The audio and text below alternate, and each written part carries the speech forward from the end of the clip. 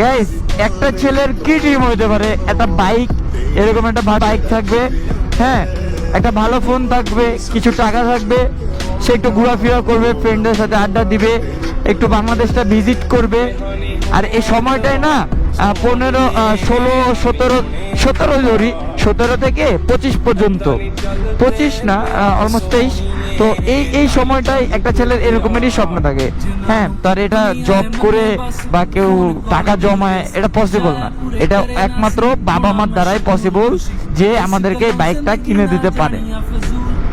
এবং অনেকের সামর্থ্য আছে, অনেকের সামর্থ্য নাই। যাদের সামর্থ্য আছে তারা তো কিনে, হ্যাঁ, আমাদের মতো ইয়ং জেনারেশন সবাই কম বেশি বাইক পছন্দ করে। তো আর যাদের সামর্থ্য নাই, আই হোপ, আল্লাহর কাছে দোয়া করি যেন তারাও কিনতে পারে, তাদেরও যেন আল্লাহ সামর্থ্য দেয়।